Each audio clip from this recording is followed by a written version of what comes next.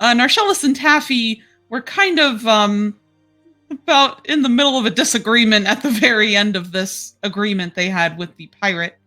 I don't remember the exact lines they all left off on, but I think the captain just kind of offered you guys to, have your way with the rooms upstairs if you needed somewhere to go rest. Okay.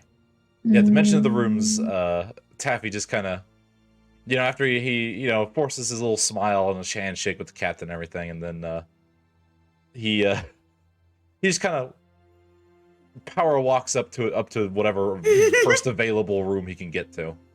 I think it's best if we all follow Taffy and figure out what to do from here. And then Yulia will kind of turn to the crowd. It's like, you have been a lovely audience this evening. Be sure to tip your bartenders and your waiters and have a good night. And then they'll just kind of like usher for everyone to like, let's go, come on, let's go. And so, some of the patrons like smile at you. A couple like seem a little awkward as you had such a strong start, and it got bad fairly quickly afterwards. But it's fine. Like, excuse me, goodbye, excuse me. Excellent. I don't have a top floor for this map, so okay. We're just gonna use our imagination. Oh, baby. Imagination. Okay. So yeah, we'll say the one Taffy grabbed. There's like a bed in it, but it does have like a table and 2 chairs tucked into one corner. So you start hearing this horrible screeching sound as he drags the table into what it sounds like the middle of the room. Yulia will probably follow Taffy and just kind of like put their hands in their form. Was like, so what happened out there? How much more trouble are we in than when we started? So you poke your head in. Are you like poking your head in, or are you like walking into the room? Oh, I just walk right in. Okay. So you catch him in the middle of like, his teeth are grit. He's pulling the table into the middle of the room. He's like, oh, just got roped into, doing a heckin' grand theft against the Lord. No big deal there. I'm sure that can't possibly get, backfire into anyone's face, as he just kind of, drops the table once he gets into a position he likes. Oh, no. I'll make these stupid pirates go away because, why contact any kind of like, I don't know, trading guild or their authorities or anyone in charge of them and let them know when we could just, I don't know, steal things from people. That's always fun. And he just he's flustering papers around. He takes the book that he had taken from the guardhouse and he kind of drops it on the table. He takes a moment, his hands, he puts his hand, leans on the table. His hands are, his little paws are spread out. He's leaning on it. He's not looking at Yulia at all. He's saying this through his teeth. He just kind of sighs for a minute. He spends a good, like, uncomfortable, like, 10, 15 seconds just breathing while he's looking at the table. And Yulia just kind of slowly nods their head as he's saying all this. Is like, okay, that's a little bit worse than I thought, but okay, this is where we're at. And they'll just kind of like lean, like not sitting on the bed, but kind of like leaning on like the wooden part of the bed, and it's just kind of just sitting there for a moment, like, oh god. Oh god. Okay. If you could kindly ask the rest of our wonderful companions to come in here so we can discuss what we're about to try and do. While everyone's shuffling into the room, Taffy is kind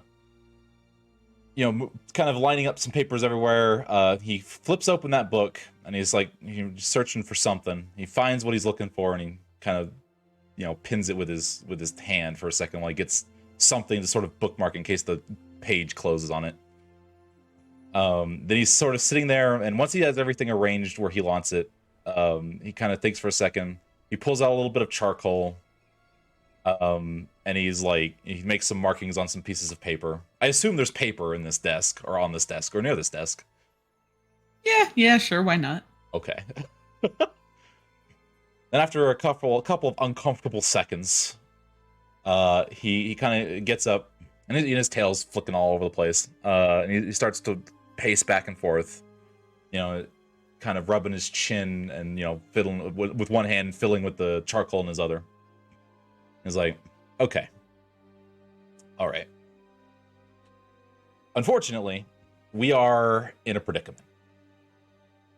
We are gonna have to, if we want these, and he sighs for a second, we need these pirates to leave, and the only way they're going to leave, given the, and he pauses for a second, and he kind of side glances over to Nars for a second, and then he goes back and he's like, the option we're left with is we're going to need to acquire something illegally. This is going to be kind of a problem. And so he sits there and he's like, we have a week to put together something and execute on it, which is not a lot of time. And unfortunately, I'm going to need everyone's help to do it. So if you have any problems with, let's say, ending up on the wrong side of the law, now would be a good time to voice them. So, what does he want us to steal exactly? And Narcellus at this point is going to kind of look up at Yulia, and he's going to say, that's kind of the ingenious part here, isn't it? Is that they have no idea what they delivered to this person, what shape it was, what it looks like. We can quite literally give them anything and tell them it was in that box. But they probably know what the box looks like. I don't... And so he kind of zips around Nars and he's like, are you certain? Can we just assume that we could just give anything? What about the quartermaster? What about the rest of his crew? Surely someone may have checked the box. What if they did check the box? What if we hand them a pan flute and they decide, oh, that's not what's in there, and then we get stabbed in the back, or we make it worse, or maybe what they just decide, we give them the thing and they're like, cool, let's set an example, and they start firing cannons all over the place, and oh boy, man, this could just go so wrong so quickly in so many different directions. And he stops himself because he realizes that he's going kind of on a tirade there for a second. He takes a breath. There are things we haven't considered. He made it sound like he wanted the box. If we just hand him whatever random thing, he could just turn around and be like, well, how do I know you're not lying to me? Or what if we give him, and you saw how angry that guy was. We give him whatever he wants, like some random piece of garbage, and he might decide, this isn't worth it, I'm still going to extort the town. Marcellus at this point, he's feeling a little defensive, and so he's going to kind of be like, look, at the end of the day, we're doing what the law won't do. I understand that that's not exactly appealing, but we don't have the luxury of caring what other people think about us, when not only are people's lives on the line, but our own are as well if we don't manage to pull this off.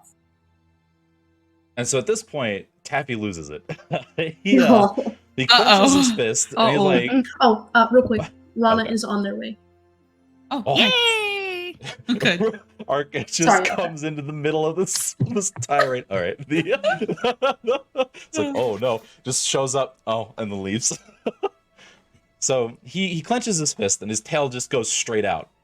And he's like, what people think of us. Do you have any idea the considerations of the long-term effects of what we're about to do? What do you think is going to happen? We're going to steal this thing. We're going to give it to this pirate. And what do you think everyone's going to go and be like, oh, wow, what a happy, wonderful ending we're going to have? No, what's going to happen?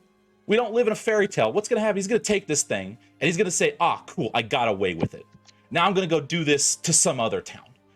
The Emerald Alliance is going to take a massive hit to their reputation. What other trading companies are going to look at this and be like, oh, cool, I can get away with that? Now all of a sudden we've got people running all over the place, getting extorted for who knows what. We got blockades all over the place. Then the military's going to get involved. Do you have any idea how bad that can escalate? On top of that, we could have looked for a different option. Now we're involved in something that we're going to get in trouble for if we don't pull this off perfectly. And he like accentuates that. If we mess this up in any capacity, we could get much worse. At least with the assassination attempts we had, we have someone vouching for us. It's a lot harder to defend ourselves when we are, you know, actively participating in extorting towns for their goods. Did you even think about what would be in that box? We take this from the Lord. Who do you think he's going to take it out on? Us?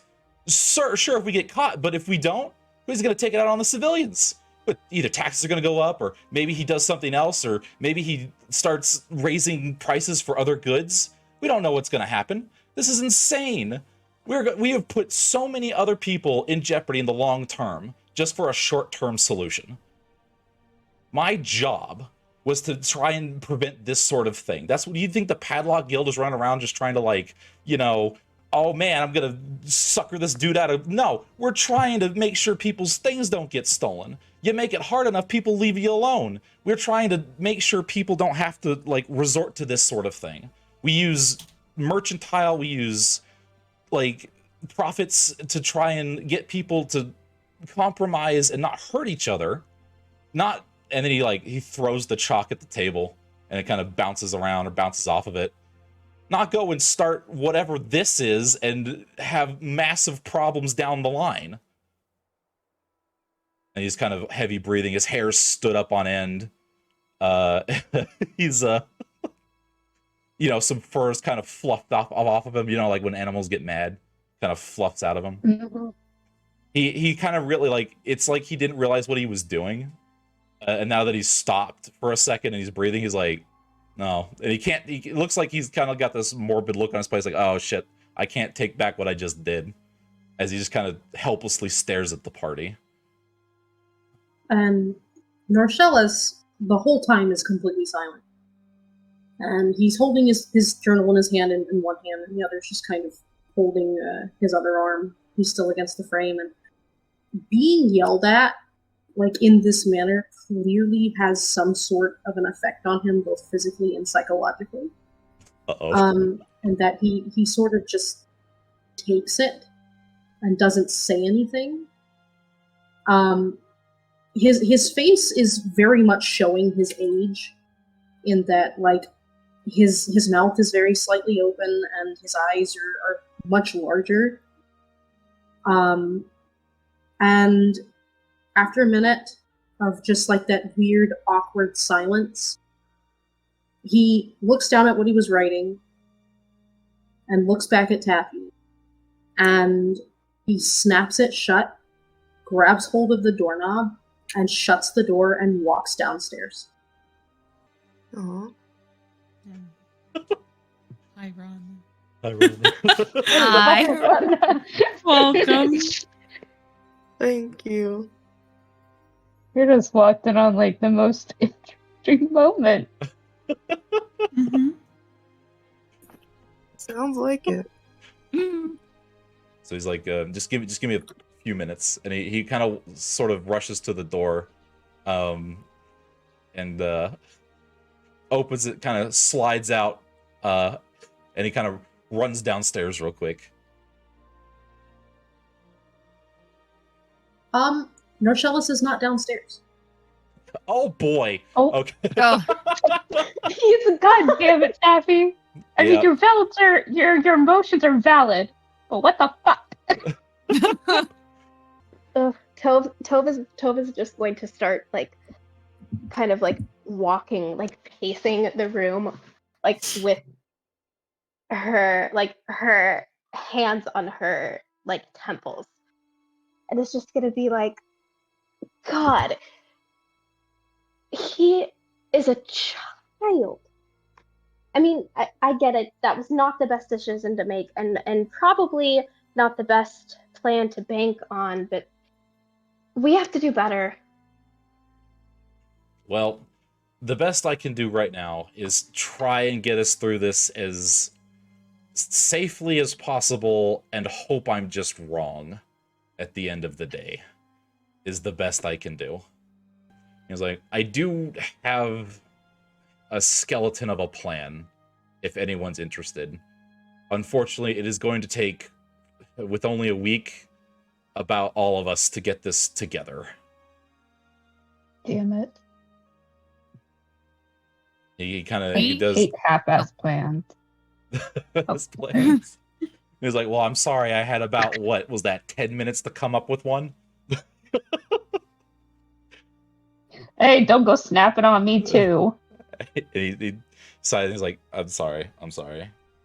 Can Yavari like come up next to Taffy and just place her hand on his shoulder and just pat his back? Pet the cat. Yeah, Aw. just literally. Calm It's down, like, kitty. hey, right, literally. Hey, we're gonna figure this out, Taff. Well, if we're going to talk about this, then we all need to be here, I think. But I think we should find Narcellis because if anything like what happened when we first walked with him into the guardhouse happened, I can only imagine what might happen if he's walking around by himself. This is That's- true. That's a good point. All right, so Tove decides to stay behind in the tavern in case Narcellis comes back, whereas Arca, Yulia, Yavari, and Taffy decide to leave to seek out their friend. Meanwhile, Narcellis, after you close the door and you head downstairs, what do? Where have you gone? Narcellis has exited the tavern. It is going to be kind of keeping to himself. He'll have his head down primarily, kind of keeping his eyes mostly closed. He's going to be walking around with the manor from the back. And I have him going, probably trying to get around as silently as possible, but he is going to the guardhouse. Okay. All right, yeah, you make your way through town, and by this time of the evening, everyone's starting to head to bed as a curfew is likely soon, something that was briefly mentioned when you guys first were speaking with some of the townsfolk. So it seems most everyone has gotten into their homes, a couple people here milling about, so thankfully really no one bothers you or notices you as you make your way by. As you go to the guardhouse, it's probably the place with the most activity now. As you see, there are a couple of people going in and out, both the local militia and the elite forces that Faldvin had brought with him from Valgard, likely going out to start enforcing the curfew soon enough. And, you manage to avoid their gaze for now, as you make your way to the edge of the courtyard. And are you looking for someone in particular, or what are you looking for? He is looking for General Falk. Excellent. Ooh. Oh So- no. Oh no. Oh no. So it's not very hard to see him, as his armor does help him stand out a lot from the crowd. And you see him kind of standing off to the side where he has Scytha with him, the elven woman who had addressed you guys before. And there's also the gray-haired high elf that you guys had seen sleeping earlier in one of the beds. And they're all just kind of standing there quietly speaking amongst themselves as Baldwin seems to be going over something with them. So he's alone now. So the same bravado that was inside of the guardhouse is not there. Oh. And he kind of very slowly makes his way over, and he stands. He doesn't address them. He just sort of stands there and waits to be addressed. But it's very clear that he's uncomfortable, if not extremely threatened. His hands are kind of balled up at his sides, and his shoulders might shake a little bit, just because there is an obvious stigma. Mm-hmm. And so he'll just sort of wait to be addressed and hope that they're not going to ignore him or do worse. At first it doesn't seem like they might acknowledge you or even realize you're there. And you can kind of hear snippets of the conversation as Faldvin seems to be giving them like their assignments for the evening, telling Scytha, okay, I want you on this side of the city, and telling the other elf, Ursa, I want you over at the docks, keeping your eye on things there. And as he's going over this, he's the first one to notice you as his eyes look over towards you, and realization comes over his face for a moment as he recognizes you instantly. And the two women turn, curious as to who he's looking at. And Scytha looks surprised, but still rather at ease. And the gray-haired high elf, she immediately has just a look of disgust upon her face. Oh. Wow. But before she can even say a word, Faldvin quickly steps forward and looks back to them and says, leave us be. I have this taken care of. And they don't question him. They give their salutes and they hurry off before he turns to you, Narcellus, folds his hands just behind his back, very straight-backed and professional. And he says, Narcellus, what can I help you with? He's a little surprised, which I think shows on his face. And for a long time he doesn't say anything. You can tell he wants to speak because he keeps opening his lips and then deciding against it. And he's still very, very tightly holding the one journal, partially to his stomach. And after a minute, he's like, I think I made a mistake. And after a minute, he says, can I ask you for help? And now it's Faldvin's turn to look surprised.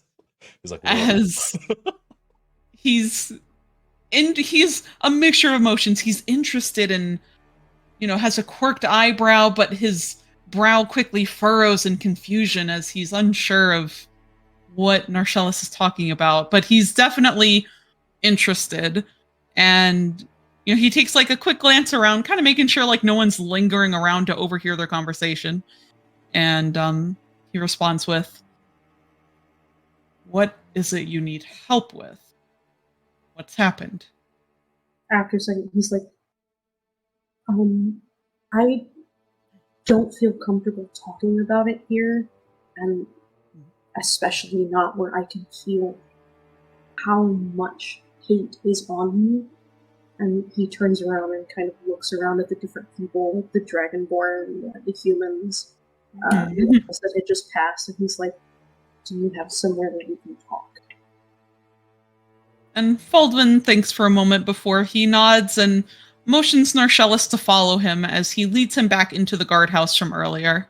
And he'll take him into the room that was behind the desk Scytha had been standing at. And he shuts the door. And he steps back and kind of leans against his desk, trying his best to relax, as he can tell Narcellus has been very uncomfortable. And now he's taken him into this small space with just the two of them, but he's trying to give, the Narcellus his space. And, he nods to him and says, you are welcome to speak freely in here. And at that, he's grabbing his hip skirt with all of his fingers at this point, book included, and he says, I did something without thinking, and he's saying it very quietly, he doesn't want to say this. So it's more of an apology to Taffy that Taffy's not hearing. Oh. Because he's not going to say it to Taffy. And so he just sort of says, the pirates, we talked to them, and they aren't happy. They're not going to leave. They're angry at you, and they said they would leave if we got something that was of great value. That they And he pauses. He's clearly stammering, like he's not comfortable being in front of someone who's renowned for killing drow. Understandable. And like his hands are shaking, and he doesn't like being alone. And he tries to sort of get a little bit of that bravado back, but it's not working. His voice is cracking. And he's like, I agreed to help get it back from Pierpont. And he pauses and says, I didn't think about how everyone else would be affected by it. And after a minute, he's like, can you help us pull this off and make sure that my friends don't go to jail? Faldvin will let out a long sigh, and he'll, bring one hand up to rub at his forehead.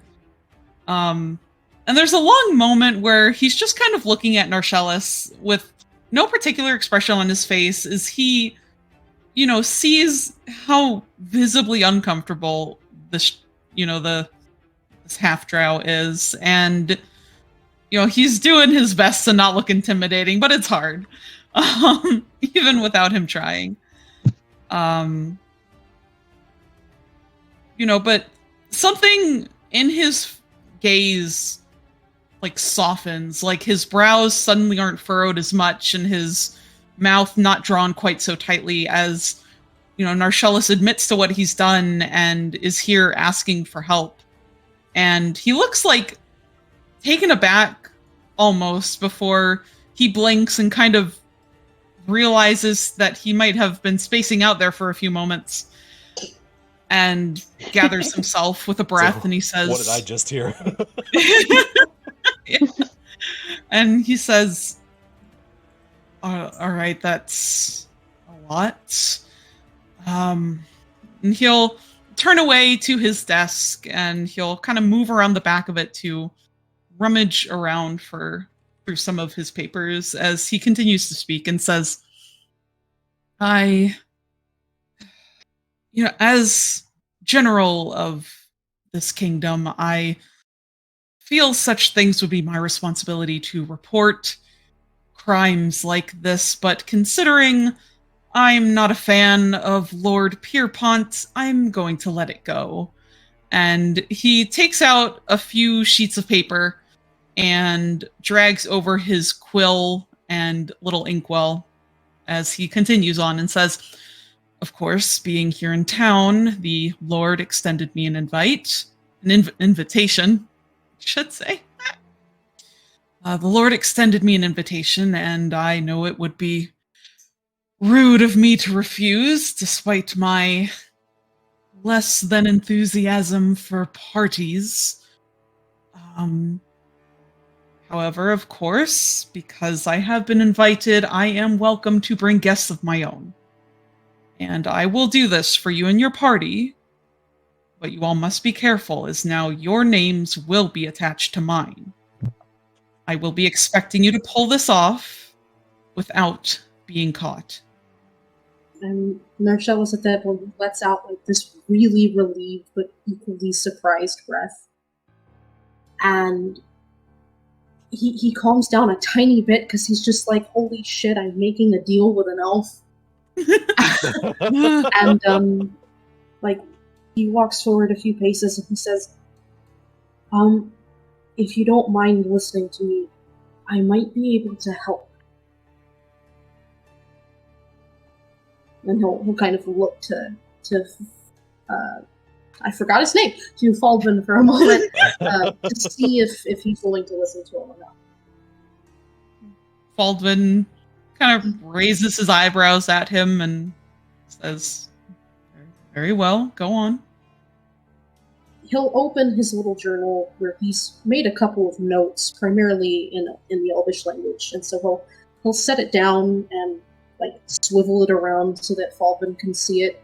And I'll just go ahead and say his handwriting is chicken scratch. It's bad. Oh no! It's legible, but oh god, this child needs to practice. Mm-hmm. And he'll run one of his claws around a couple of lines, and he'll say, we have a bard, someone who's incredibly strong with us. We have Taffy, who's really good at, sort of looking around and finding out the integrity of buildings. Yavari's a spellcaster like me. And then he trails up for me. He's like, Tove and your son seem friendly. And he'll sigh and hold up a hand as he says, "Oh, Runarian has told me plenty. She's fine." And he's going to say, my point being, if you could get me in... He'll pause. It's clearly said with distaste. He's like, being the current matron mother's son, I would greatly appreciate it, as I would accompany Tove, and Yulia, being our bard with Arca, may be able to get in as entertainers. I'm not really sure how to address Taffy and Yavari in terms of these invitations. I digress. I don't know much about them other than the fact that Yavari just gets on my nerves.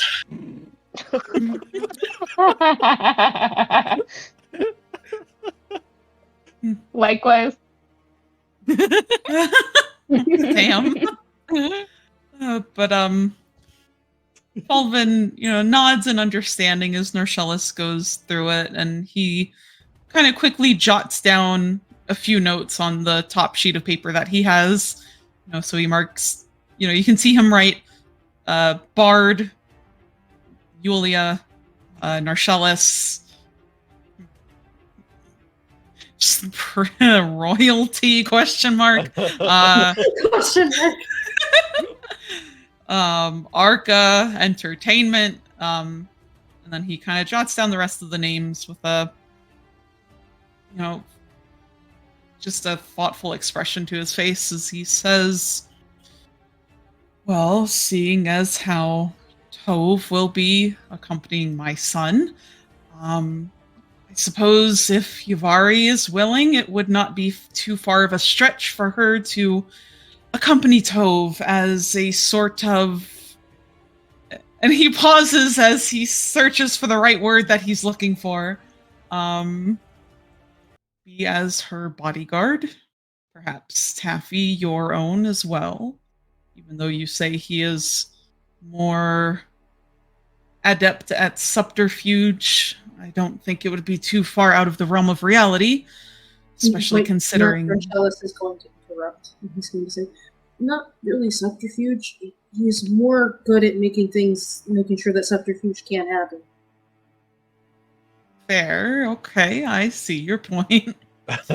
He's the opposite of that. He's like an inverse rogue.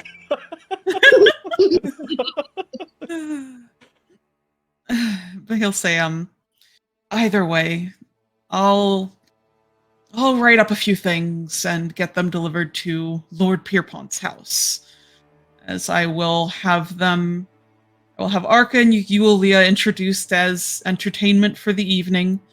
There will be yourself along with Taffy to accompany you, and Yavari shall accompany Tove, who will already be accounted for. Can you please write a missive stating that if we do pull this off, you will not prosecute us? It's not that I don't believe you. It's just I don't think anyone will believe you. Fair enough. I'll do that. And he will wait until it's done. Oh, fair enough. Very, I very love calmly, that. just standing there in the doorway, kind of swaying back and forth, like, I'm not gonna move until he gets to the point. And it does take him a moment, as Norshellus doesn't move or say anything. He realizes, oh, okay, I guess I have to do this now. So he'll take a seat, pull up a fresh sheet of paper and begin, writing away.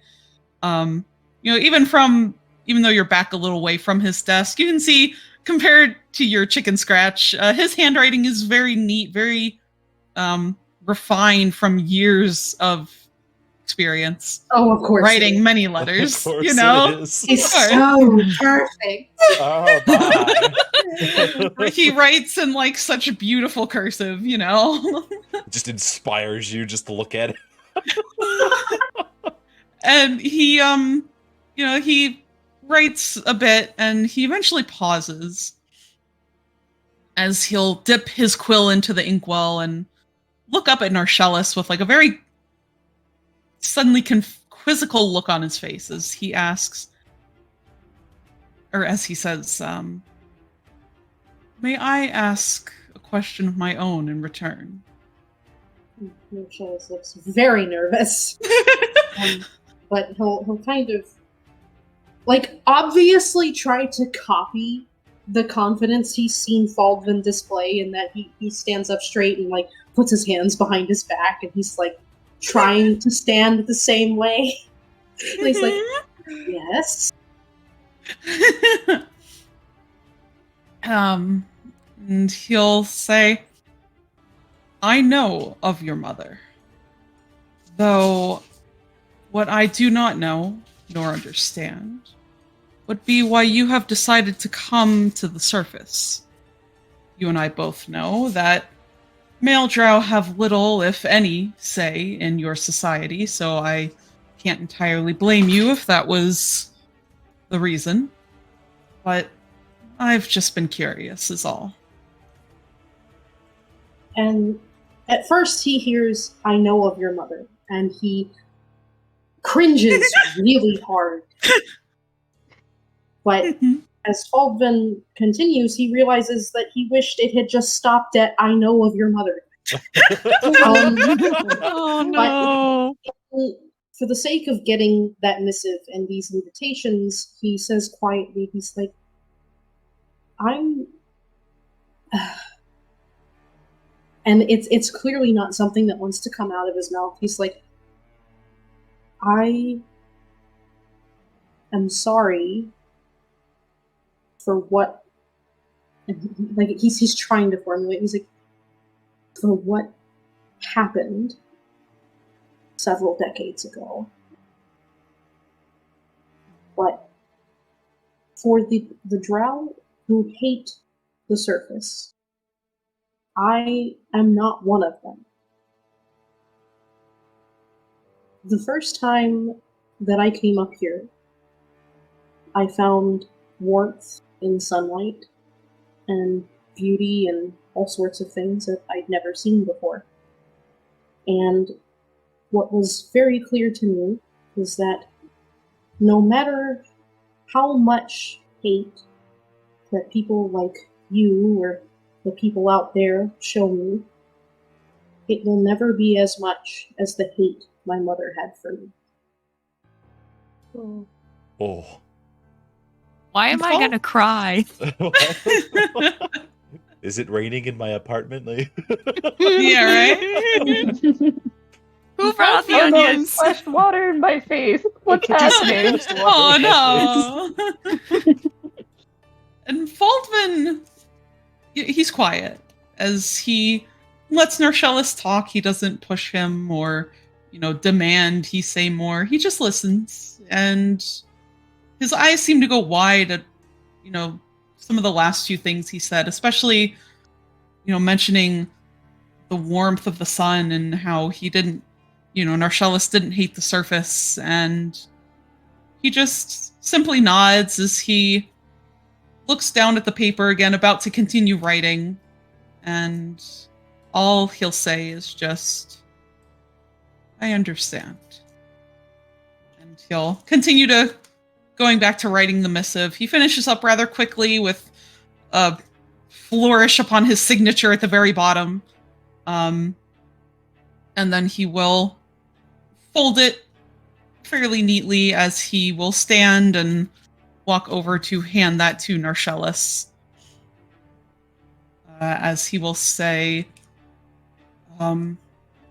if you will give me the evening to write up the rest, as I said, I will get them delivered to the Lord's Manor, and I will give you any specifics that you will need to know, if there are any.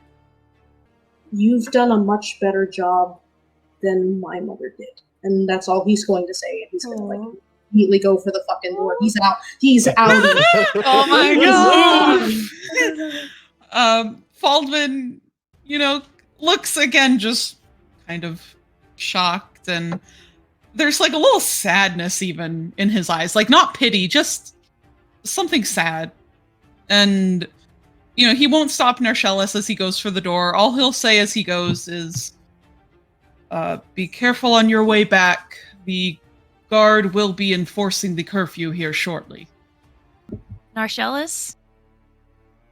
Just like calling out his name.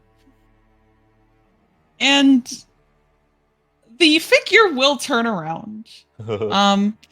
And it is sadly not Narcellus. But it is an elf. They do have this orangey red hair, and as they turn to you, you see their eyes are like a bright green color compared to the purple that Narcellus to have. And he'll give you an odd look. He's dressed like very nicely in this like gorgeous green armor. And he'll look to you and say, "Oh, I do apologize, miss. Are you looking for someone?" Oh, I'm so sorry. You look like my friend who I'm currently looking for. I'm so sorry to disturb you. And they'll just kind of like try to start like going off. Hold one moment, and he'll quickly walk after you as he'll attempt to kind of step in front of you to stop you and say, "Miss, please allow me to help you search for this friend, Narcellus, you said?"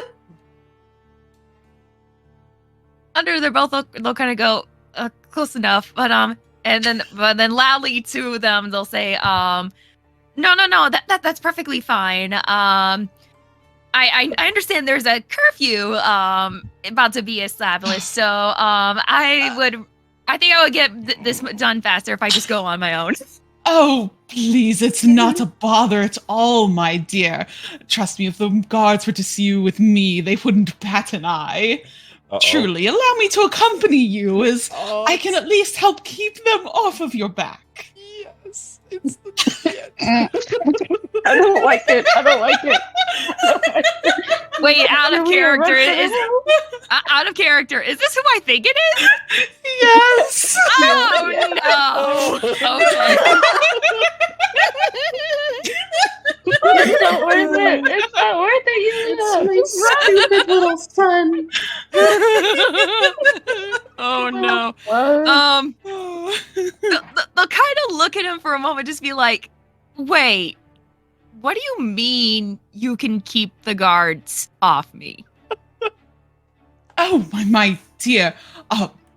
I'm terribly rude for not introducing myself. And he'll give like a twirl of his hand as he puts it upon his chest and offers her a very polite bow as he says, "My name is Runarian Vanyel." I almost forgot his name.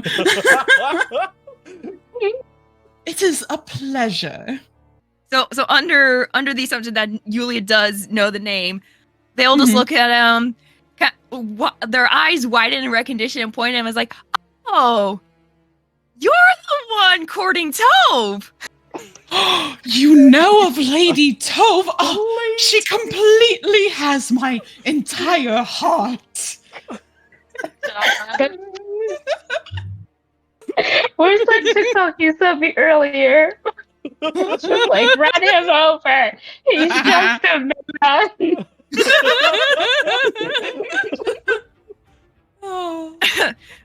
Yulia will just kind of like smile for a bit. It's like, "Well, I can understand why. Tove is so lovely. She's so kind. And she's just so generous."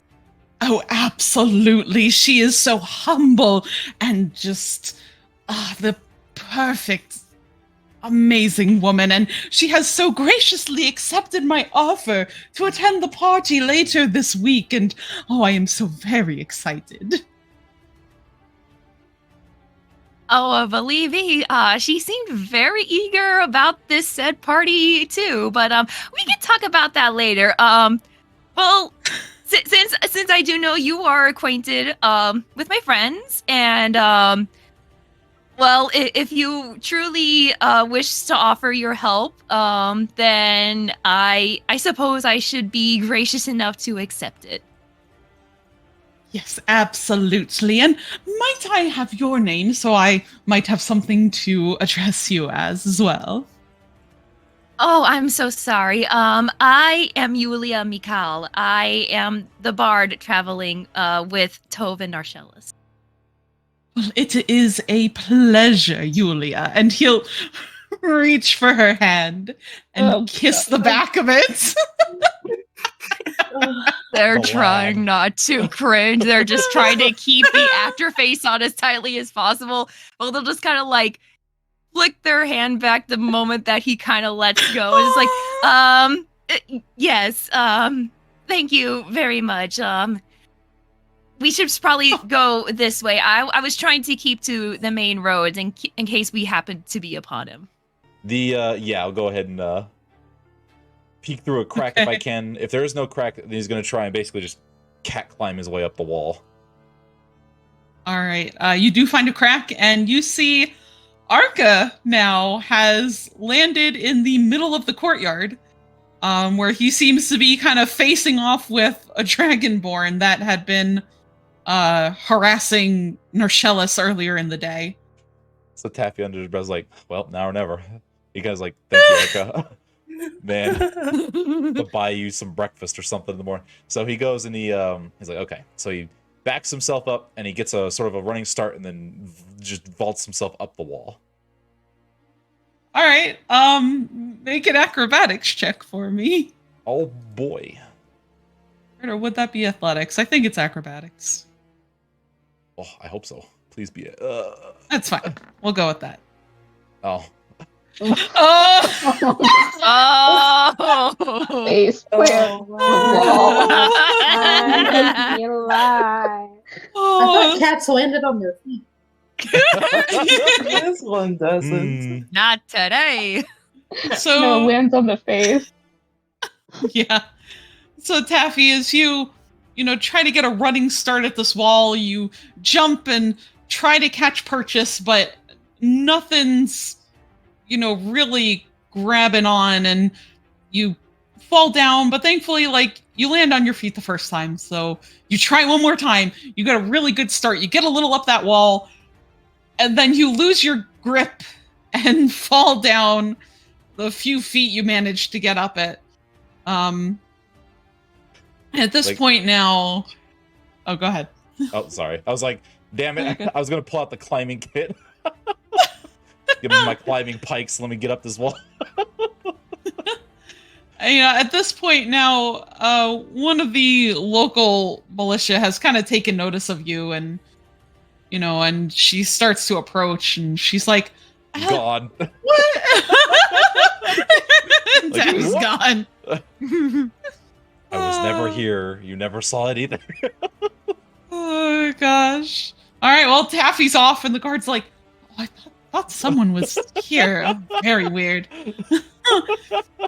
But she goes back to her business as Taffy vanishes off. So you walk back to town, and pretty much immediately as you come to the gates, there are the local guards there. Thankfully, not the ones you ran into earlier. But one of them does say to you as you walk by, "Careful here late at night, miss. Curfew time, so you best head on home." Yes, sir. Thank you. and as you say that and walk past them, you hear a familiar voice suddenly call from across the street. "Is that Yavari I hear?" Oh, God. Wait, he does know your name, right? Shit. Yes. Yes, Okay, yeah. good. And, Yulia, you are still, being walked about by Runarian. And he suddenly calls this out.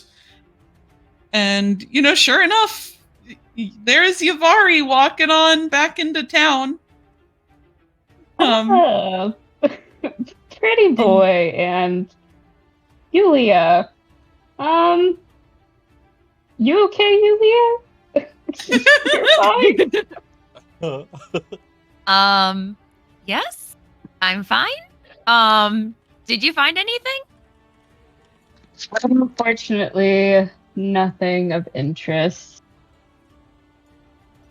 But I see that you're being escorted by knight in shining armor over here. Why, yes, of course. I could not just ignore someone in need of help. I heard her calling for her friend, Narcellis, as I assume you are both acquainted with. Uh-oh. Yeah, you could say that.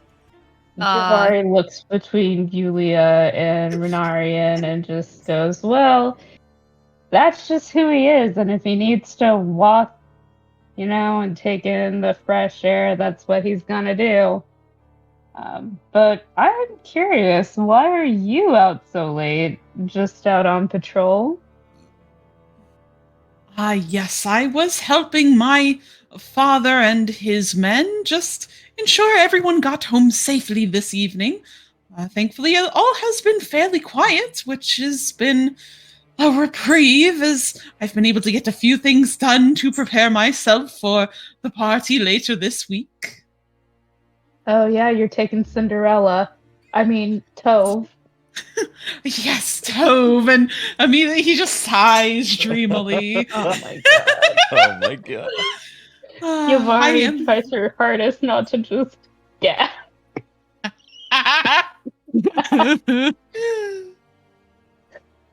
Oh, yes, I am so very grateful to have met Tove. She listens so well. She's so humble and kind. And I'm simply just so looking forward to a wonderful evening with her. Yeah, well, between you and me, she's feeling the same way. Is she? And he just, seems beside himself. He's just all sorts of excited. Hasn't filed a restraining order yet. Oh, you know what? Yavari's just trying to play matchmaker right now.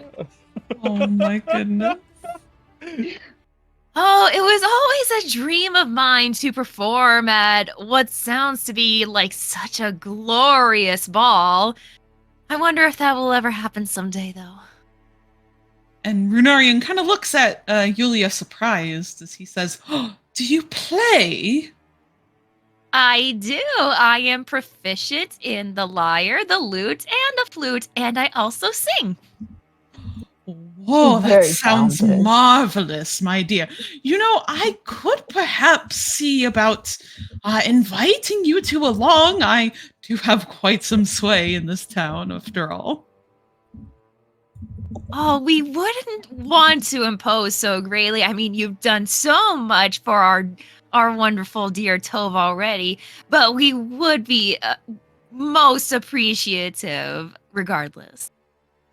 Oh, please, I insist. And in fact, and he will reach into his pocket and pull out a little pouch, which you can hear jingling about.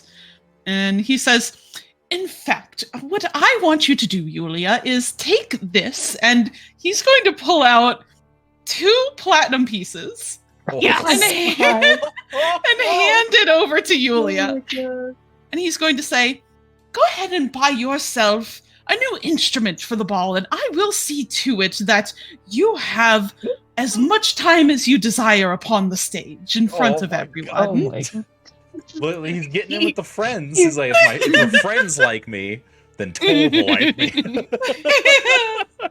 Yavari looks really impressed. He's like, why are you so nice? How are you so nice?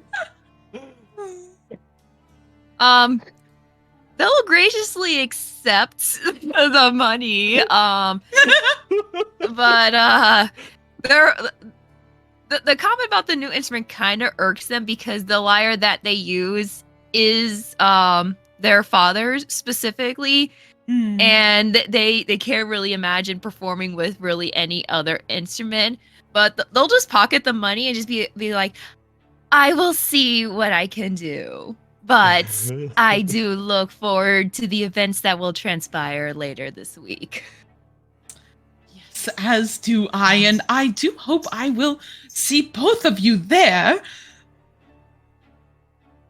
He'll look over at Yavari.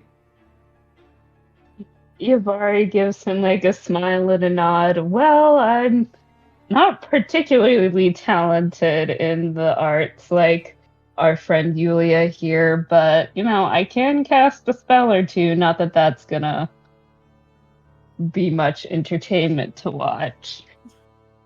Oh, not entertainment, perhaps, but, oh, well, considering I am a lord and all. Oh, God. This dude. Yavari just rolling her eyes so hard. Like, she's trying so hard right now. Look, considering I'm a lord and all, what if you come along with us and I will say you are, perhaps a bodyguard of some sort, but really you are more than welcome to have your run of the ball as you see fit. Doesn't say anything, looks back and just kind of nods and smiles and goes, "Yeah, that would be be very kind of you to offer." Yes, of course. I do love my parties, and really anyone I can invite, I think it is much worth your time to go. And in fact, and he will give Yavari a platinum piece. And he will say, take this, and find yourself a gorgeous outfit or whatever you might need for the upcoming event. I insist. Oh, thanks, pretty boy. She takes the platinum piece from him and puts it in her pocket and gives him like kind of a grateful nod. I'm sorry. I glanced in chat for a second. Oh. This guy has more money than brain cells is very accurate. I'm so glad people like him. They're not wrong. Oh my god, sugar daddy Ari over here. Honestly. Well, my dears, it is getting quite late. I would still be happy to look with you for your friend. Otherwise, if you would rather perhaps wait for him inside, perhaps he'll come back of his own volition. Maybe he just simply wanted a walk in the moonlight, as it were. I must ask, for a party such as yourselves, where is it you all are staying? It is getting quite late. The tavern? they say that kind of hesitantly. Oh, Scratches back of her head. what was it? The dented boot or something? The dented rudder, I believe it is called. Right. Well, suppose you're all welcome to go inside if you'd like. Otherwise, I would recommend perhaps waiting for Narcellis to come out. And eventually you hear a set of footsteps that are a lot quieter than the rest. They're like not stumbling over themselves as some of the others might have been from whatever they might have been drinking down at the bar this evening. And as you go, you hear like a voice kind of call out that says, "Are you here, Tove? Are you in one of these rooms?" Oh god, I'm so sorry, Toad. I'm so sorry, Toad. Oh no. Fuck twice if you need help. And so, upon hearing the voice and immediately recognizing who it is at once both like utterly confused, but also a little concerned, not for herself, but for this other person. And so she stands up rather quickly from where she's been, she's just kind of been sitting on her bed, and makes her way over to the door and opens it and sort of peers out into the hallway. And And she sees who it is. Oh no. And it's obviously everybody's favorite elf. Yeah. favorite himbo. And she's also at this point speaking in like hushed tones, and she's like, Renarian, what are you doing here? And as Tove opens the door, Runarian like freezes up as he thinks, "Oh God, who have I disturbed?" And seeing it's Tove, he immediately relaxes and says, "Oh, thank Ilther, and I found you. You know, I was quite concerned when your friends told me that you were here. I mean, consorting with pirates. I was worried for your safety." Oh, well, there's really nothing to be worried about. Actually, I think I'm more concerned for you being here, what with the pirates and all. Oh, it's quite all right. I think none of them were lucid enough to really realize I came in. I just wanted to come check on you. I ran into, I think, quite a few of your friends in town as they were looking for Narcellis. And at that, her face kind of just immediately goes pale, and she just slowly opens the door to her room, and she's like, I think you should come inside. And ushers him in. Ari looks a little concerned, but he says, "Oh, okay," and he'll step into her room as she asks, "Is everything all right? Something happened?" And Tove sort of, turns around to face him. Who did you run into? You said some of my friends. I mean, like some tieflings and a cat. Yes. And a bird. Would this friend of yours perhaps have been the one that I saw with you at the tailor's shop earlier? And Tove kind of like lowers her head a little bit, as if she's almost like ashamed for what she had done. Oh. And she's like, and she says, I didn't mean to lie to you. You must know it wasn't personal. I was worried about him, and he's drow, obviously. You picked up on that, and with the way everyone talks around here, I was more concerned for his safety than anything else. Of course, and it's very noble of you, Tove. And he'll reach out. I don't know. Are they just kind of standing? I assume they're just kind of standing here in the room. I think they're just kind of standing there. Yeah. And he'll reach over and just gently place a hand on her shoulder, and he'll say, "It's very kind of you to be looking out for your friend like that, though I assure you, I myself have nothing against drow. But I do understand, given the unease many feel towards them after what happened those years ago.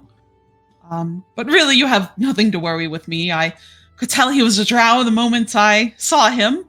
And Yarn? Good try, I suppose." Kind of had to make it up on the spot. Wasn't particularly Yes, I suppose creative. you were under a lot of pressure at the moment. But yes, really, don't worry about it. I don't mind, and I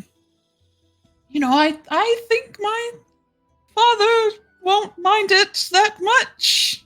He's very uncertain about that as he says those words. Oh, well, and you're sure you're fine here at this tavern? I mean, I can try to get you somewhere a little safer to sleep for the evening. No, I'm fine, says Tove, and her face kind of turns a little bit of like a little bit of a bright shade of pink as she's speaking. And she's like, no, I'll be fine, and my party should be back soon. So, no, I'm good, and you're probably good too. So, Good. Yeah, that's good. Good. These nerds. There's so much happening this session. I cannot.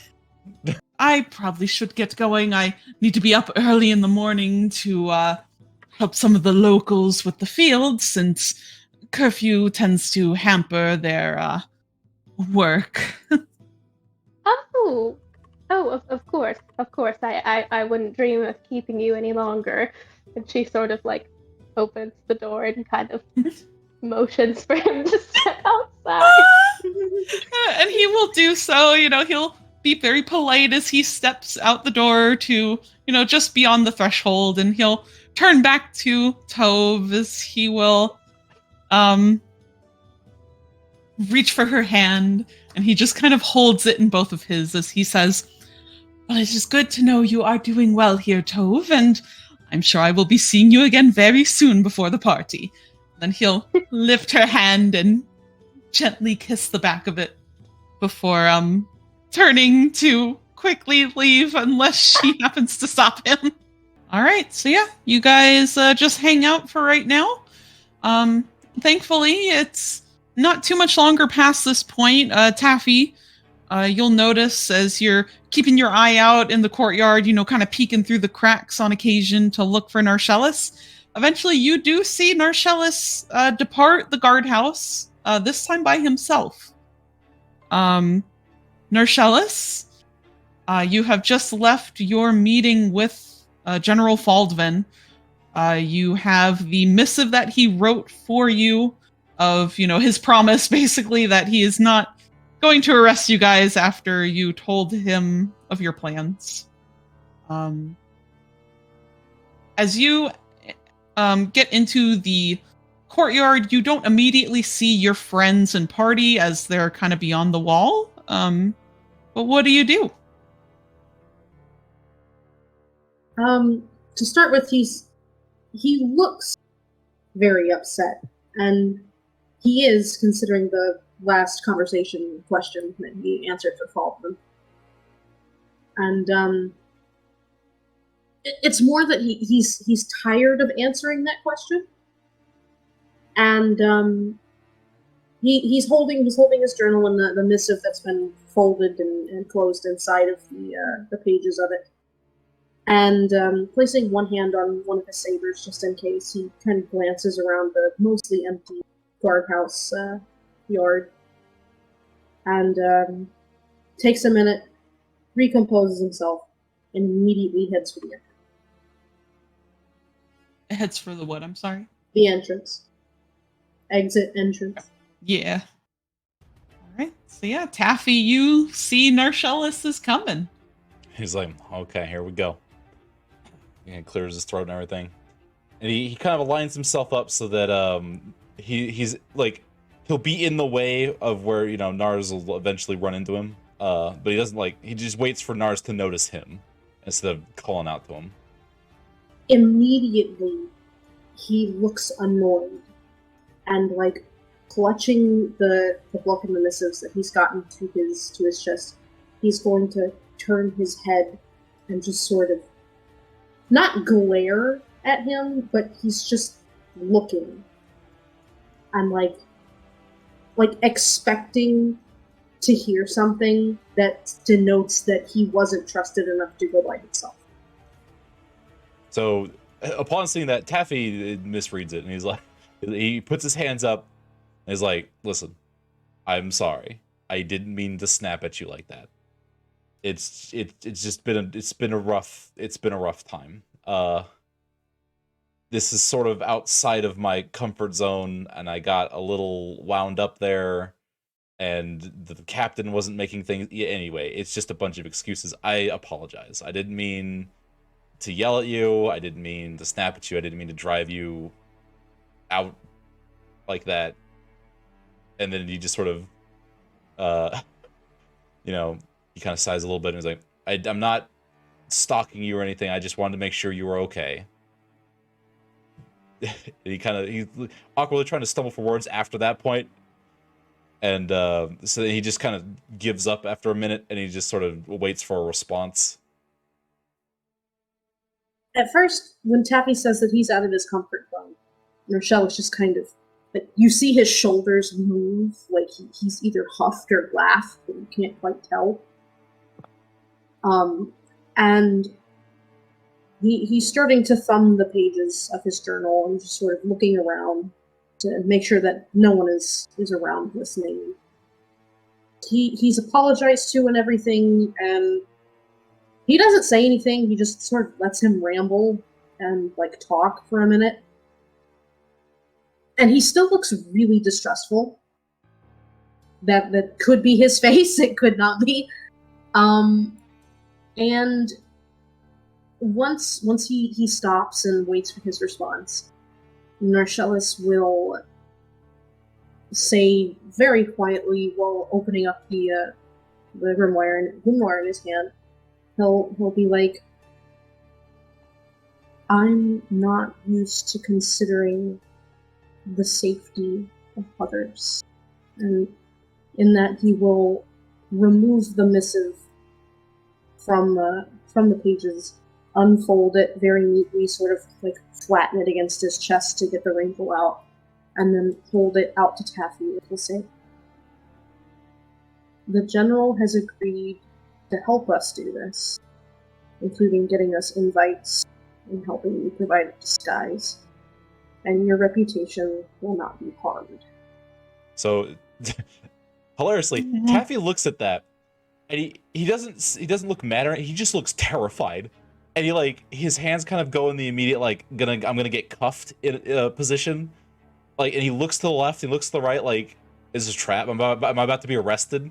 But after a couple of seconds of oh no, this is legit.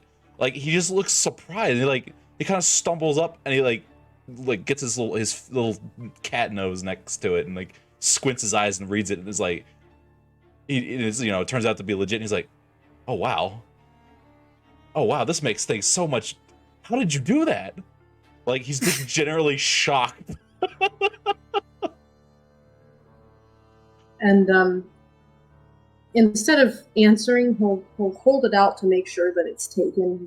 He doesn't really have pockets right now to put it somewhere. And he's going to say, when I was growing up, every day was a situation where I had to do something to get out of it and into the next day's situation. No matter how bad or how uncomfortable it may be. I guess I wasn't thinking that up here things might not be the same. And pausing, he straightens his shoulders up and sort of lifts his head. He's clearly trying to mimic how he had been previously. Very stoic, trying not to put any emotion into his voice. And he says, but next time, I would appreciate it if you would trust me just a little. So upon hearing this, Taffy, he kind of casts his glance to the ground. He's like, well, he goes, scratches the back of his head. And he's like, yeah, that's fair. I can relate to that a little bit. Though I guess I was a little luckier when I was a kid living on the streets. Yeah, I'm sorry about that. I'll do better next time. That's all I can really offer you. And making sure that the paper gets taken, he says, there is one thing that's bothering me that's had me that I've been able to use my own experiences. And maybe I should have shared that before. But I don't trust the way they talk about the pirates.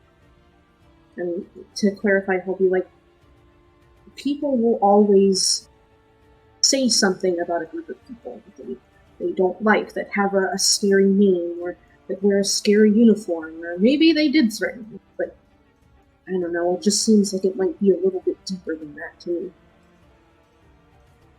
Yeah, that's fair. I was hoping that we could get more of a table discussion between the so-called pirates and the lords, maybe compromise something out, but people who are scared oftentimes throw labels around. Trust me, I'm well aware of that one. He kind of like rolls his shoulder a little bit. Narshella just kind of laughs a little bit. He says, "The elf is not going to compromise." And walking forward a few meters, he'll be like, "Did you come by yourself, or is everyone running? He's like, "Did you come by yourself, or is everyone stalking me now?" Well, so he kind of he hushes his voice a little bit. Yeah, the rest of us were looking around for you, and they're not too far off. I asked if I could come talk to you first. I just wanted to make sure I, cleared the air, as it were, before everyone else, before we all got involved. You just hear this, like,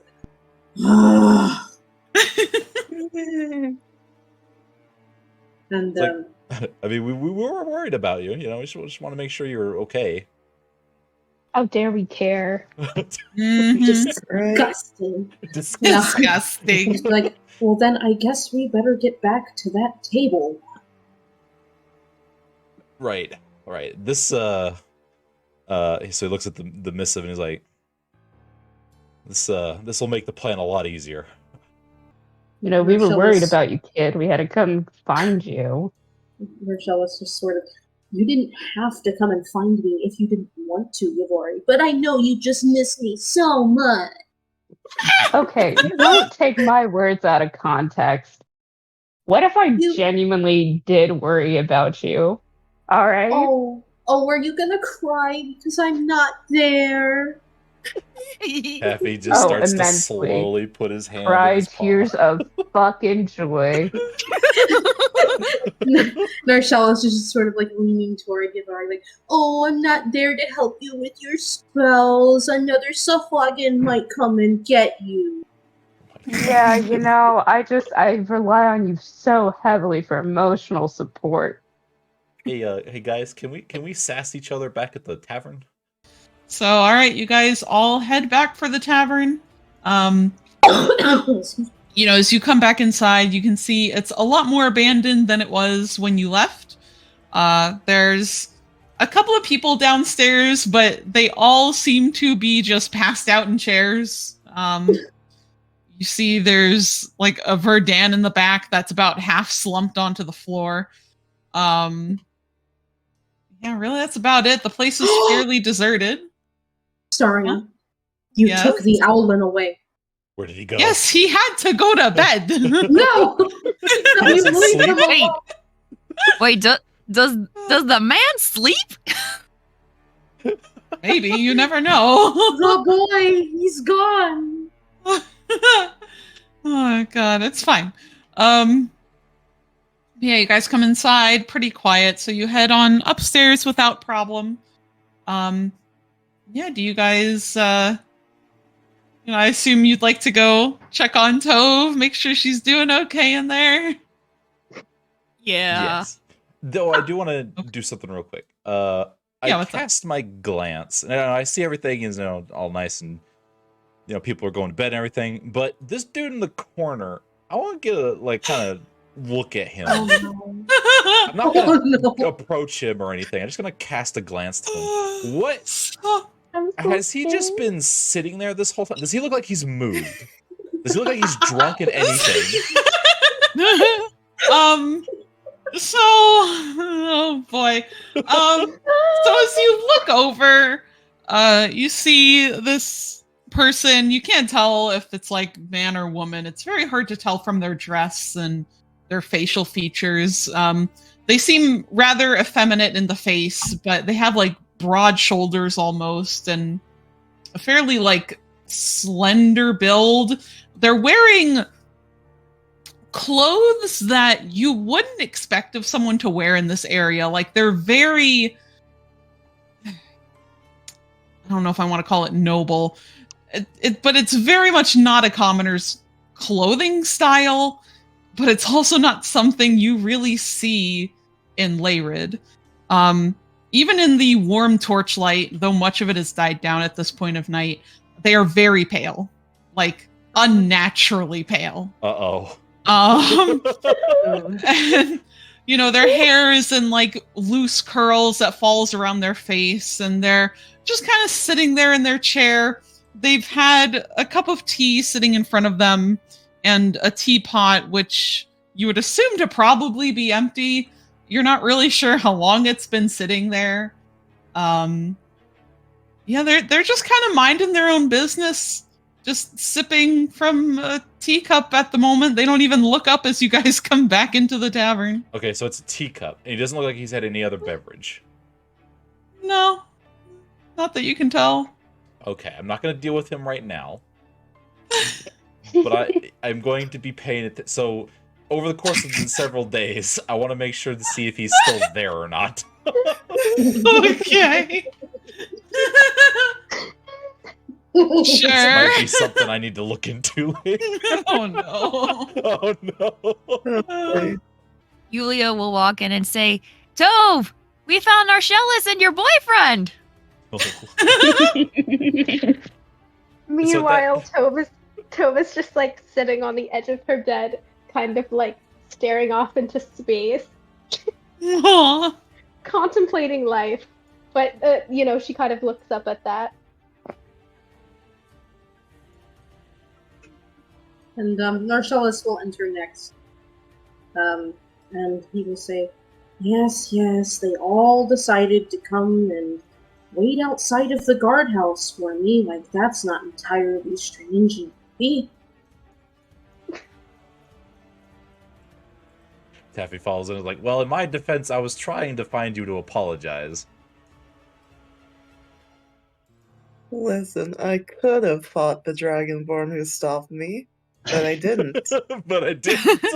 I had so much restraint, you guys. But next time, his ass is grass. Rage right in the middle of the courtyard. Just suplex him. God. So everything's okay. We're all good, right? We're not. We're all a party. We're all working together, right? And Narcellus will say something, I'm not so sure about Yavari right now, but, and he'll pause and sort of go over to Tove and explain, like I went over to Faldvin, he went into his office and I asked for help, and he agreed to give everyone, hold on, what's the looking for, like a clemency, and then, be like, I got everyone reputation, and we'll be writing tomorrow, and that way, like, Taffy doesn't have to worry about his reputation, and you won't get a bad reputation, and everyone will be hunky-dory.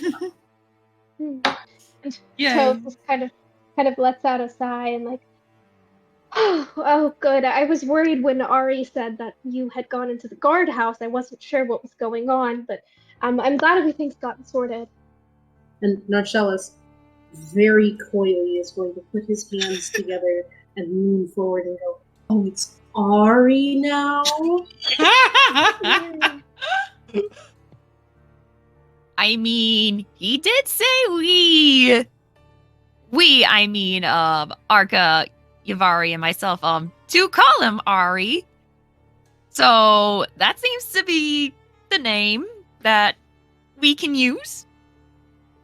Narcellus, sort of looking back toward the wall, will kind of roll his eyes and go grab one of the chairs to drag toward the table and be like, swear to God, if this man was a drow, he'd have silver hair and purple eyes. David pipes up and is like, am I the only person who hasn't met this guy? Seems like. Oh, you will. Oh, and He is Tove, very hard to miss. he is. And Tove just kind of standing up now and moving over towards the table, following Narcellus, is like, oh, you're going to love him, Taffy. He is so kind and so sweet. But you'll definitely know when you meet him. It's really hard to miss. Narcellus is going to kind of butt in and say, I'm sure when you meet him, you will walk away with all the money he has. He's very generous. He's very generous. That's a good quality. As long as it's like, hey, it's like I'm not stealing it from him if he's just gonna give it to me. And Yulia. Oh, go ahead. Oh, okay. It's just like Arga puts his hands on his hips and he seems kind of like slightly miffed, like he didn't give me any money.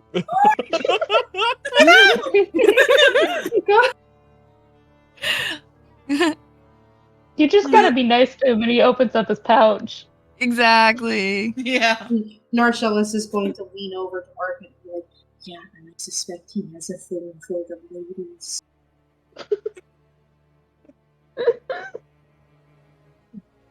Yulia will perk up and say something along the lines of I mean, besides his money, he was generous enough to at least extend me an invitation to perform at the ball.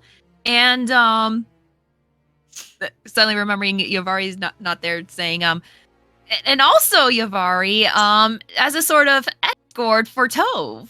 So technically we also secured our own invitations. Narcellus will just kind of glare at Yulia, like he doesn't say anything, but he feels kind of like what he did was pointless. Taffy's not saying anything. He's just gonna go over to the table and start marking things off of his plan.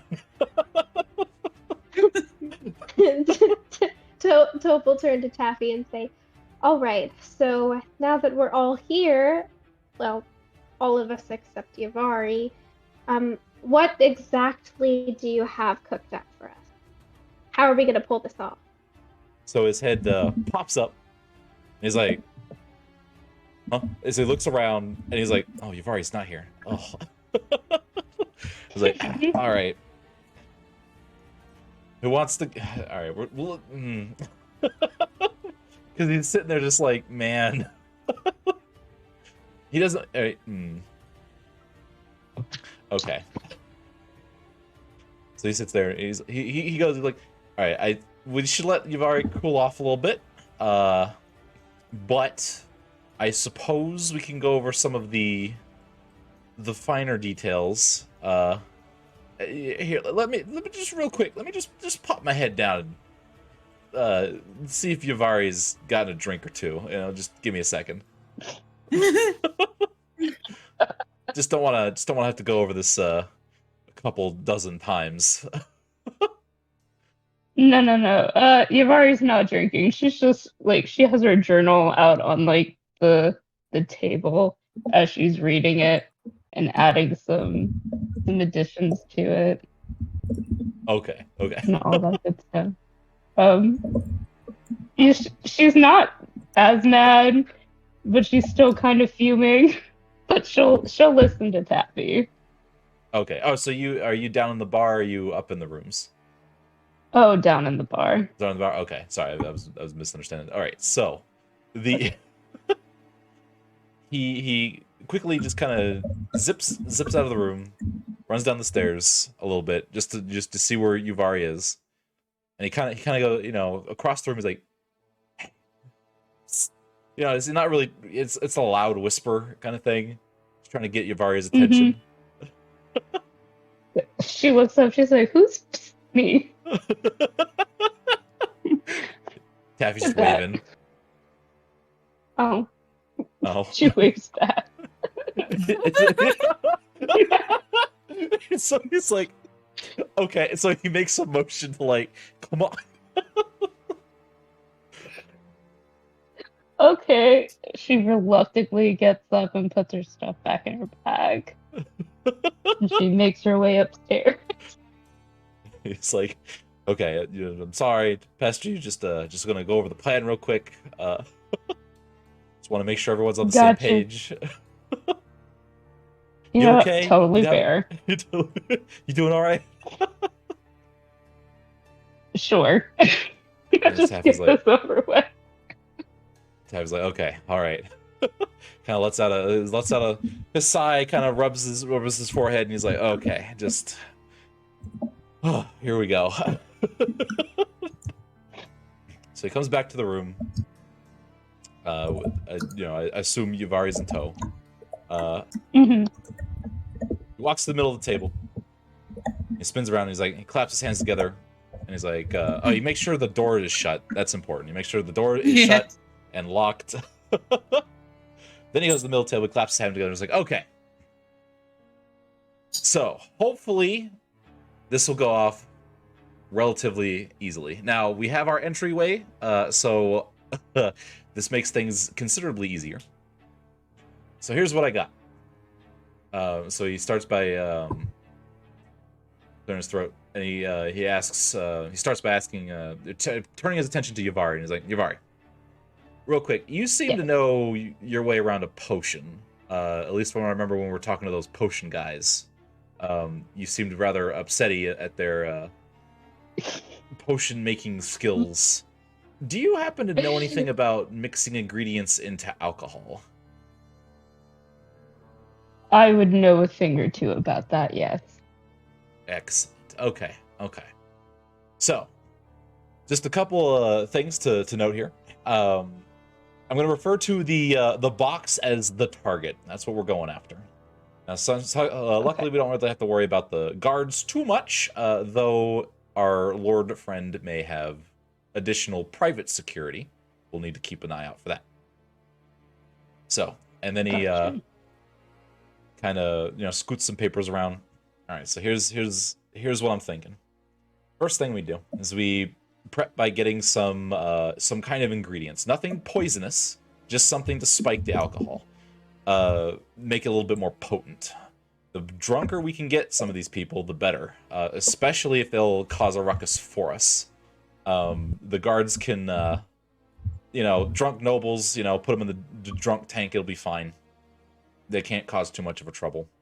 But ideally, this will get them from perceiving our movements. Now, there could be an issue. The box or the target here. It's going to be in one of two places. Either it's going to be on him. I guess one of three places. It's going to be on him. It's going to be on a person nearby, or it's going to be somewhere in his house. So he's flipping through some papers. So here's what I'm thinking we do. We need to discern where it is. If we can figure that out beforehand, that would be much better. And so he kind of asks the room, does anyone think they can go and talk to our lord friend to see if they could subtly inquire about where he might keep his, stuff? Or perhaps ask about recent shipments, and maybe if he had, things that he got in that he might very much treasure. My other concern is the thing is no longer in the box, which would be very bad. He'll stop and wait for Nars. He's going to look at Arca and say, Arca, do you think that you could get Poe involved and get him to pretend to be someone who worked on the ships? Maybe then you could start talking to, he looks at this Lord, what's his name, Pierpont, about the different shipments that come. Arca tilts his head in thought, and then nods. I think I could perhaps convince Poe to do that.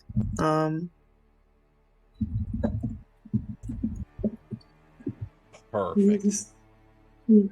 He's like, I feel like that would at least kind of help. I'm not sure what help I'll be. Oh, don't worry. I got some ideas. So, next thing we're gonna need to do is we're gonna need to case the house. We don't need to. If we can get in the house, that'd be great. But I don't know if we can get in there before the ball. So Nars, if you want to help me run around and see what entry and exit points there might be, and perhaps stash some getaway gear ahead of time. If we could get inside the house, then potentially I could stash some exit equipment beforehand. That's a little riskier. Narcellus is going to kind of hold up a finger with his brows knitted together. He's going to say, I've just thought of a problem. All right. What if it's really big? Ah, it's getting there. So, the target could potentially be a problem to haul. So, okay. I guess let me discuss how the plan to get to the target, just in case. So first off, so he turns to Yulia and he's like, "All right, Yulia. Now, luckily, you've been let's say I think you've secured your spot. At least from what I understand, you've secured your spot as or at least we'll need to secure you a spot as part of the entertainment. Do you think you could play at a big party like that?"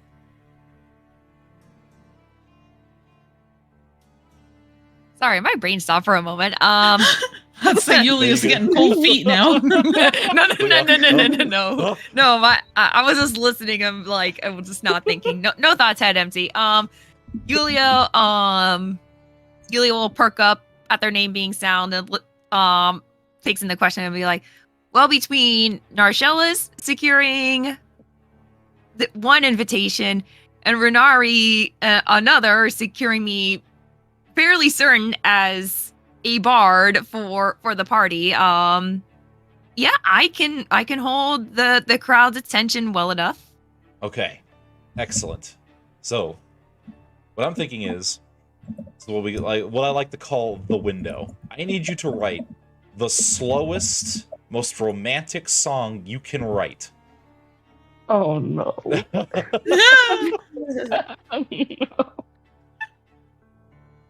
Then everyone turn and look at Tove.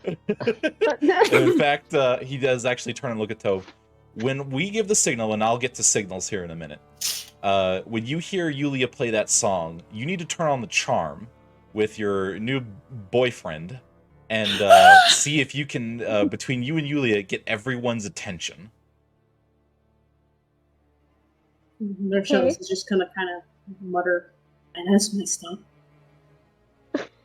Dude, what was that? He's just gonna say, man, that's messed up. It's messed up. Just using him like that. Just, listen, Taffy was given instructions to steal this thing. He's got to use everything he's got. Sometimes you just gotta risk it for the biscuit. You gotta risk it for the biscuit, man. So the idea is... Oh, sorry. Go ahead. Oh no, Yulia will just pull out their journal and start jotting. You'll just see them frantically start jotting down a few notes and not without looking up. Say, Tove, I am going to need you for this at some point, and it looks like I'm gonna have to talk to Renari again for some more inspiration, if it's okay with you, of course. All right, I guess. I mean, if it's gonna help us get the pirates out of the bay, and obviously Tove feels a little bit uncomfortable about this, but for the good of the party. Real quick question, Tove, do you happen to know how to dance? Well, I haven't been to too many dances. Just like a couple of weddings. I can come up with something. I'm sure Runarian is like an expert at dancing. So it shouldn't be. Gotcha. And he'll let Nars interject at this point. All Narcellus is going to do is stare blankly at Taffy and say, wait, you have to learn how to dance to go to a party? Listen, if we're going to have this distraction work, I need to make sure that, I would like to hope that Tove can keep Anari dance without, the two of them stumbling over each other. I guess... Oh, go ahead. Okay, he's just going to say, I guess, having them bumble into each other would cause quite a ruckus and some chaos, but I would like the window, as I'm going to call it here, to be as extended as possible. Marshall was just going to say, like, I was invited as a guest for Faldben as a member of the Drow nobility. He's going to just sort of rumble it into his hand and be like, I wasn't aware this was going to be part of it. That's a good point. You may also need to learn how to dance. Oh no. Oh no. Yulia will also interject with I am not familiar with most dances of fairly what's the word? Fancy establishments, but I could probably also help there. Taffy spins around in getting us through the basics. Like finger guns at Yulia is like, perfect. That's excellent. In fact, I'll probably take some dancing lessons with you as well. Because I might need to learn how to do that, as you know, just in case. Nars, who did you say all, like, what are our invites? Who are we being invited as? Marcellus will say, unfortunately, even though it is to my distaste, I received an invitation as a member of my family. I'll pause for a moment and say, Yulia and Arca will be invited as entertainment, though unfortunately, Arca, I did not get your permission on this. It seems you're going to be some kind of entertainer. Arca kind of like has to think for a moment, but he decides, I suppose I could do something along the lines of acrobatics, aerial tricks. I don't know. I'll figure it out. Hopefully he has a really high ceiling. He's like, probably. Aren't you really strong? Maybe you could pick up somebody or hold Yulia while she plays or something. Use your wings. That could also work. I could do me a strong man of sorts, I suppose. I don't know. I'll find something heavy to pick up that looks really cool. Maybe you could pick up the thing we're supposed to steal and just run out with it and start laughing. But and looking at Yavari and say, for Yavari, I asked him to just kind of come up with something, but it sounds like Renarian did that for us, so it does give me hope. As for Taffy, who taps his chin for a moment, he's like, well, it's a little strange for someone like me to be using a tabaxi as security. I don't think anyone here would be, none the wiser. So, Taffy, how do you feel about escorting a drow prince to a party? He smirks a smile and he's like, oh, absolutely. I would be most honored. And he does bow. Marcellus leans forward really quickly and says, I will kick you too. Okay, fair enough. I didn't say the word. He's chuckling to himself. But he goes back to the plan. He's like, okay. So I'm thinking while this is all going down, when the window is, we'll say, open, that is when Yulia starts playing the song. Tove, if you can make that dance as magical as possible, see if you can get everyone's attention. And then Arca, if you're also part of entertainment, if you feel you can add to the distraction, go ahead and do that as well. Yuvari, hopefully you'll have mixed in the drinks. I'm afraid to do it beforehand, just in case they get tested before they're served.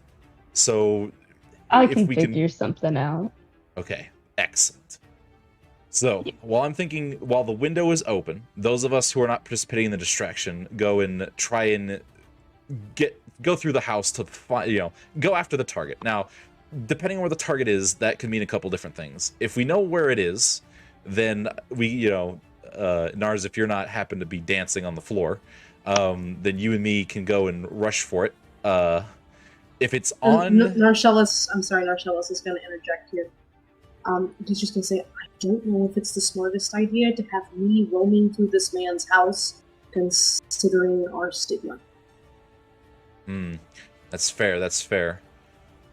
My only concern is if it's too heavy, I'm gonna need someone's help. Now, if the target's on the actual Lord himself, then the best bet is either gonna be during the dance, either Nars or Tove try and pilfer it, using, you know, signs, and so he kind of thinks to himself, like, I guess I should go over the signals here. So he makes a couple of hand signs. He makes 4 of them specifically. He's like, this is what I use to sort of, well, what I used to use a long time ago. Sort of, it's what rogues use to sort of communicate go, no-go situations. So he makes a sign, and he's like, this means to distract, is what this means. So if somebody is trying to do something and you see me make this sign, or you see someone else make the sign, that means they need a distraction in order to increase their chances. He makes another sign, and he's like, this one is the sign for caution. This means that someone is watching, and you need to be sort of aware or hold off on your execution. He makes a third sign. He's like, this one's the abort sign. If you see this, sort of casually try and stop what you're doing. So if you're going after a target or you're doing something, and you see any one of us make this sign, and we'll, you know, I'll practice these with everybody. That means to stop. And then he makes a fourth sign. Like, this one is the sign for execute, which means you're clear to go. And so, you know, for instance, if I made this sign, Yulia, and you saw me make this sign, that means the window is ready to be opened, and then you'd start your romantic dance. Same thing with you, Tove. Let's say we're trying to pilfer this thing off of the Lord himself. Nars, if you see me make this sign, then if you could, like, if you're in the, you know, if you could dance your way close to the Lord, or even dance with the Lord, and then see if you can't, I can help spot for you, to make sure that, you know, that way you only have to focus on me and the target, and you don't have to, and then, you know, if you see me make the abort sign or the caution sign or the execute sign, then you can make an informed decision. Okay. It's a little complex, but you know, it's just 4. It's just 4. It's not the full suite of signs. Hopefully, if we're lucky, one of these signs, you know, the target is somewhere in the house that I can go and slip off and grab. You know, since I'm going in as your, let's say, bodyguard, Nars, what if you bring me along as your security expert, sort of someone who's, like, here to, on official business, to make sure that, you know, no one, who can spot other, let's say, unscrupulous individuals from taking your valuables.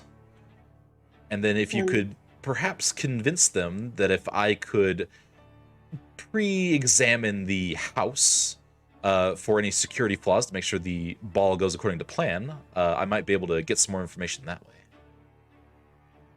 Marcellus will kind of tilt his head from side to side and say, I'll see if I can get an audience with Lord Pierpont then, and get you entrance into his house before. Excellent. I'll let, I think, Yuvari and then Yulia. Yuvari just quietly pulls out her disguise kit that she has in her bag, and she goes, well, now would be the time to use this. It has basic makeup, basic wigs, you know, basic clothes for all types of workers, you know, all that good stuff. So if we wanted to case the house first before we actually went in with this plan to find out more about exits, doors, windows, where the target is, where the hot spots are, this will come in handy. Is like, and absolutely. I propose, I propose that one of us disguises as a worker, somebody who is setting up the party, go in with a disguise and take notes of what they see. That would also work. You could also talk to some of the other workers and see if you could get close to any of that, let's call it the beverages and confections for the party. Yes.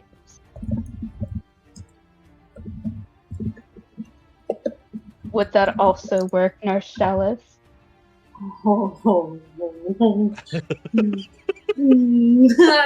He wants to say something so bad, and I don't want to let him. So curious. Oh no. Nurse just looks at Yvari and is like, "What an excellent idea, Yvari. And in fact, if anyone could impersonate a servant, it would be you. You should go." Oh my god. Tab's like, okay, all right, moving on. Yulia, did you have any? You had some input? Yes. So, in addition to your hand signals, if we really wanted to, I can easily play a couple of notes that could appear to sound like I'm just simply tuning. But it could be another form of signals that could at least be heard across the room, just in case any of us are in a position where we're not be able to visibly see each other. Perfect. Actually, yes. If you could do that, that way, if one of us gives the signal and you see it, go ahead and play it. If you can, I don't know. Can you work those into your while you're playing? If I'm playing a specific song, that might be some difficulty, but maybe, what was it, before the window, I can fit it in there, and maybe after if we need it. Okay. Narcellis is just going to kind of pipe up, like, isn't that going to be kind of strange when everyone's distracted to just also be listening for, notes while a song is playing? I wouldn't use them during the song. My window will be just the window for the song. I wouldn't be able to use it anywhere else, but this is more of a before and after kind of thing. Narcellis puts his head in his hands and his elbows on the table, like, I have to memorize hand signals and sounds? Well, I'll guarantee it's a lot easier than memorizing dances.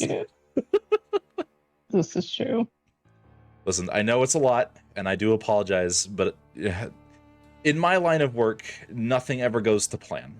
So I'm just trying to make sure that we have all of the advantages we can possibly get so that I can get us through, or we can get ourselves through this as safely as possible. It's a little rough. I understand. We only have a very small time window. But if we can, I believe in us. I believe in us. I mean, heck, we've been through a bandit raid. Surely this can't be that bad. That being said, I do have a plan B. Oh. Yes. In case things go very sour, and he pulls out his own disguise kit, and then he kind of sets it up on the table, and he then raises the book that he took from the guardhouse. I'll need a little help with this one. So it turns out, in this local area, let me pull up my notes so I don't misspell this. All right, here we go. Where is it? Where are you? Oh, there's so many notes. Okay.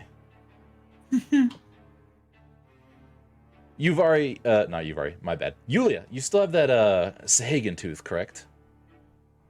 Yes. Okay. Turns out there happens to be in this area a little being called a huizodi. A huizodal. Immediately said it wrong. I like Azoid. What? I don't even know how to say it the first time. Ahuzodi. I like that better. Ahuzodi. Turns out these little bad boys are some weird looking, what is it, like monkey dog thing. But more importantly, they can mimic sounds. And if they can mimic sounds, that means that they can sound like anybody. So no one's going to question it too much if they hear a someone screeching out there with incoherent speech trying to gather attention. So what I'm thinking, if everything goes sour, I can use my disguise kit to sort of dress myself up to look like one of these bad boys. Now, Yulia, if you could, in the couple days leading up to the ball, spread rumors of this thing. We were just attacked by a Sahagan. Could possibly also draw in, what other, aquatic monsters there might be around. Such as this Ahuzodi. Sort of get the guard to be a little bit more alert outside of the ball. If everything goes wrong, I can rush outside using an exit point, put on my disguise kit, pretend to be this Ahuizodi, and see if I can't lure people, give something everyone else to worry about. Now, if I do this, I'm gonna have to rely on everyone else coming up with a sort of on the spot, on the fly solution to getting the target, depending on where it is and how close we are to getting it. Yuvari, you don't happen to have any more of those Sahagan fins lying around, do you? Fortunately, I sold 3 of them, and then 3 are being made into underwater breathing potions. Okay, perfect. You wouldn't happen to want to, you wouldn't be, would it be possible if I could have one of those breathing potions? Sure. Excellent. In case things go wrong, my plan is to go out and, assuming everyone's riled up about this thing as much as it is, I could pretend to be it, lure any potential problems away from the ball, and then when I'm, either in a sticky situation or about, when I've lured everyone away as far as I can, drink this potion, then sort of swim my way to safety. Narcellus is going to kind of pipe up like, and what are you going to do when Knight in Shining Armor takes off your head? I'm very fast at running.